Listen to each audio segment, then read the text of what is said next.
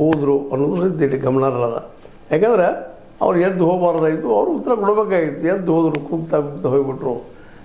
ಉತ್ತರ ಕರ್ನಾಟಕ ದ್ರೋಹಿಗಳು ಹಾಗೆ ಹೀಗೆ ಅವರು ಟೇಕ ಮಾಡೋಂಗೆ ಮಾಡಿ ಹೋದರು. ಆದ ನಂತರ ಅಲ್ಲಿ ಕನ್ವಿನ್ಸ್ ಮಾಡಲಿಕ್ಕೆ ಪ್ರಯತ್ನ ಮಾಡಿದರು ಸಿದ್ದರಾಮಯ್ಯನವರು. ನಾವು ಆಲ್ರೆಡಿ ಈ ಒಂದು ತಾರತಮ್ಯದ ಉತ್ತರ ಮತ್ತು ದಕ್ಷಿಣಕ್ಕೆ ನಾವು ಕಡಿಮೆ ಮಾಡ್ತೀವಿ, ಅದಕ್ಕಾಗಿ ಪ್ರಾಜೆಕ್ಟ್ಗಳು ಹಾಕ್ತೀವಿ ಮಾಡ್ತೀವಿ ಅನ್ನೋ ಮಾತು ವಿಶ್ವಾಸ ಕೊಟ್ಟರು. ಈಗ ಕಿತ್ತೂರು ಕರ್ನಾಟಕ ಒಂದು 500 ಕೋಟಿ ರೂಪಾಯಿ ಕೊಡುವಂಥ ವಿಚಾರಗಳನ್ನು ಇನ್ನೂ ಅನೇಕ ಗೋವಿಂದರಾವ್ ಅವರು ಬರ್ತಪ್ಪ ಅಂತಂದ್ರೆ ಪೂರ್ಣ ಪ್ರಮಾಣದಲ್ಲಿ ಈ ಸಲ ನಾವು ಕೊಟ್ಟು ಉತ್ತರ ಕರ್ನಾಟಕ ದಕ್ಷಿಣದಷ್ಟು ಸಮವಾಗಿ ನಿಲ್ಲುವಂಥ ವ್ಯವಸ್ಥೆ ಮಾಡ್ತೀವಿ ಅನ್ನುವಂಥ ಮಾತು ಮಾತಾಡಿದರು. ನಿಜವಾಗಿ ಇದು ಒಳ್ಳೆಯ ಮಾತುಗಳು. ಆದರೆ ಈ ವಿಷ್ಟದಿಂದ ಸಾಧ್ಯನಾ ಅಥವಾ ಇಡೀ ಕರ್ನಾಟಕ ಅಭಿವೃದ್ಧಿ ಆಗಲಿಕ್ಕೆ ಸಾಧ್ಯನಾ ಅನ್ನುವಂಥ ಮಾತು ಮತ್ತು ಉಳಿತದೆ.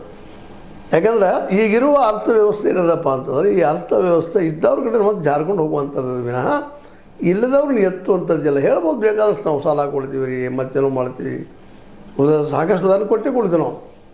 ನಾವು ಸ್ಮಾಲ್ ಸ್ಕೇಲ್ ಇಂಡಸ್ಟ್ರಿ ದುಡ್ಡು ಕೊಡ್ತೀವಿ, ಲಾರ್ಜ್ ಸ್ಕೇಲ್ ಕೊಡ್ತೀವಿ, MSME ಕೊಡ್ತೀವಿ. ಹೀಗೆ ಒಟ್ಟು ಪ್ಯಾಕೇಜ್ಗಳು ಮಾತಾಡ್ತಾರೆ. ಪ್ಯಾಕೇಜ್ಗಳು ಅವುಗಳಿಂದ ಎಷ್ಟು ಇಂಪ್ರೂವ್ ಆಗ್ಯದ. ಕೆಲವು ಜನಕ್ಕೆ ಹೆಚ್ಚು ಹೋಗಿದ್ರೆ ಆ ಜನ ಮಾತ್ರ ಶ್ರೀಮಂತರಾಗಿದ್ದಾರೆ.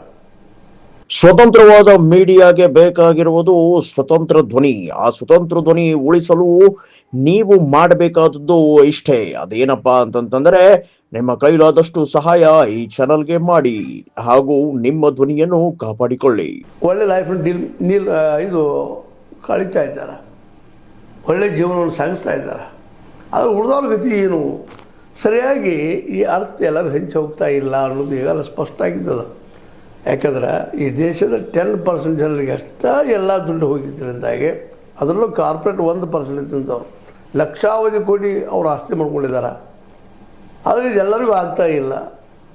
ಎಲ್ಲರಿಗೂ ಸಮಾನವಾಗಿ ಅರ್ಥವ್ಯವಸ್ಥೆ ಹಂಚಿ ಹೋಗ್ತಾ ಇಲ್ಲ ಅನ್ನೋದು ಭಾಳ ಚರ್ಚೆ ಆಗುತ್ತೆ. ಇದಕ್ಕೇನು ಮಾಡಬೇಕು ಅನ್ನೋದು ಹೇಳಲಿಕ್ಕೆ ಆಗ್ತಾಯಿಲ್ಲ, ಮಾಡಲಿಕ್ಕೆ ಆಗ್ತಾಯಿಲ್ಲ. ಗೊತ್ತಿತ್ತು, ಕೆಲವೊಂದು ಮಾಡೋದೂ ಇಲ್ಲ. ಯಾಕಂತಂದ್ರೆ ನಾವು ಕೇವಲ ದುಡ್ಡು ಹೂಡಿದರೆ ಇಂಪ್ರೂವ್ ಆಗಿ ಬೇಕು, ದುಡ್ಡು ಇಲ್ಲದ್ರೆ ಏನು ಕೆಲಸ ಆಗೋದಿಲ್ಲ. ಆದ್ರೆ ಅದು ಒಂದರಿಂದ ಎಲ್ಲ ಅಲ್ಲ.